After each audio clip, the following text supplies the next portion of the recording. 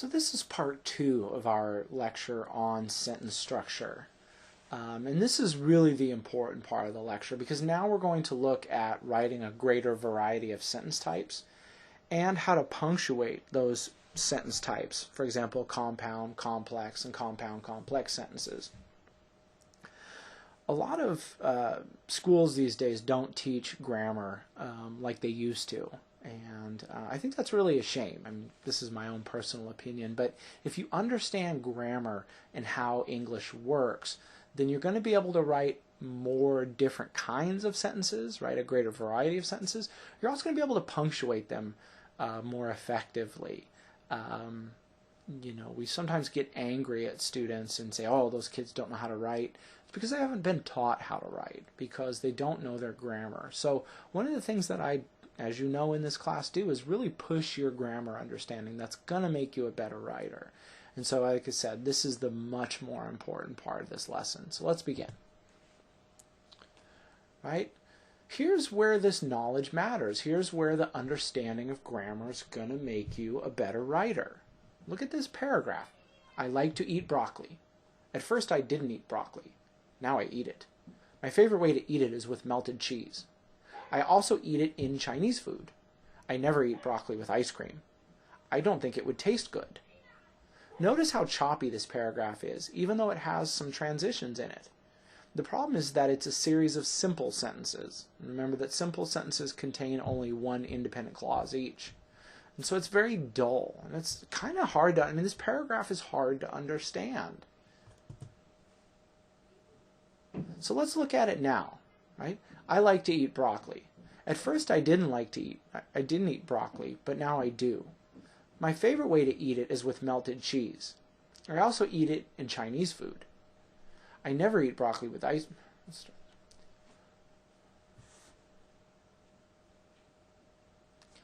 So let's take a look at this paragraph now. I like to eat broccoli. At first I didn't eat broccoli, but now I do. My favorite way to eat it is with melted cheese, and I also eat it in Chinese food. I never eat broccoli with ice cream because I don't think it would taste good. Notice how that this paragraph has a variety of sentence structures, including one simple sentence, two compound sentences, and one complex sentence. Even though these sentences are longer, the paragraph just seems to make more sense. It's still a dumb paragraph. I just wrote it so you'd have an example to look at. But even though the sentences are longer, they make more sense, and the paragraph makes more sense. All right, so let's look at these sentence types, right? Again, a simple sentence is one independent clause. A compound sentence has two or more independent clauses. A complex sentence has one independent clause and one dependent clause. And finally, a compound complex sentence has one or more independent clauses and one or more dependent clauses. Okay, so just remember compound and complex, and then the compound complex is just a combination of those. So let's look at some examples here, right? Simple sentences. I am thirsty. It is raining outside. Daryl is my cousin from Indiana, right? These are all single independent clauses, therefore they are simple sentences. Right? Let's look at some compound sentences now, right? I am thirsty, but I don't have any water. It is raining outside. However, I am going to play anyways. Daryl is my cousin from Indiana, and he's coming to visit tomorrow. Right? These are all compound sentences because they have two or more independent clauses. These all just have two. Right? Complex sentences, remember a complex sentence has a dependent clause and an independent clause, and they can go in either order.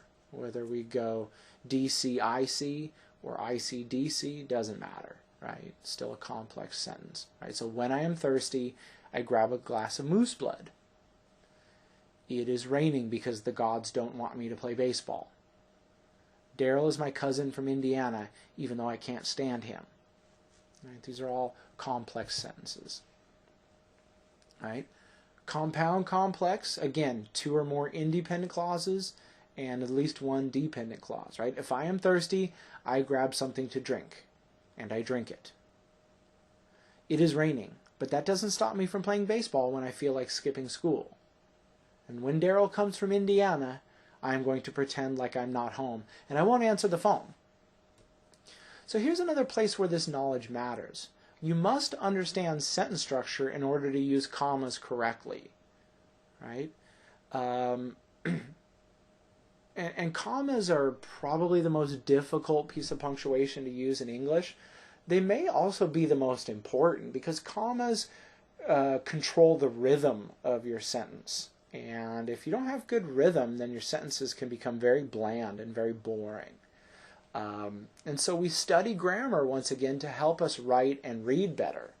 When you read longer things and more difficult things, even something as common as the Declaration of Independence and the American Constitution, they use a lot of commas and a lot of subordinating conjunctions and dependent clauses and big long compound sentences in those documents. And you should really understand those. I mean, those are the two most important documents in American government. And if you can't read those, we're all in trouble, right? So, again, we want to understand the punctuation and the grammar and the sentence structure so we can understand these important documents, right? You may have been told once upon a time to put commas in where you pause in a sentence, and that's a great strategy for third graders. If I were teaching third graders how to write, I would say the same thing and do the same thing. When you get older, though, you've got to have better strategies. You've got to have some grammar knowledge. And even the put a comma where a pause goes, I think that's a dangerous strategy, maybe even for third graders. Because if you are surrounded by people who speak another language, who don't speak standard English, you won't develop an ear for where commas belong because the people around you don't speak English with a proper rhythm. And that's no mark on them, right? When I speak Spanish, I don't speak with a proper rhythm and I don't speak with a proper accent. And so if you listen to my Spanish to try to learn proper Spanish, that would be bad. So we've got to learn the grammar so that we can punctuate correctly. All right? So we use commas with coordinating conjunctions. Remember, the coordinating conjunctions are the fanboys. For, and, not, but, or, yet, so. We use commas with coordinating conjunctions in compound sentences, right? So I want some lunch, but I don't want to pay for it. Or Lucero is sleepy, but she's still going to go to the mall with us. Or Ching and I are friends, so we share a lot with each other, right? If you were to write those sentences without commas, those would be run-on sentences. They would also be very mushy and hard to understand because the two independent clauses would not be separated. We also put commas at the end of dependent clauses in complex and compound complex sentences where the dependent clause comes first, right? So notice in this sentence, right, because it is raining, comma, we can't play baseball. Listen to that with the comma. Because it is raining, we can't play baseball. We hear that pause and we hear the emphasis on we can't. Let me read that again without the comma. Because it is raining, we can't play baseball. Notice how mushy that sentence is.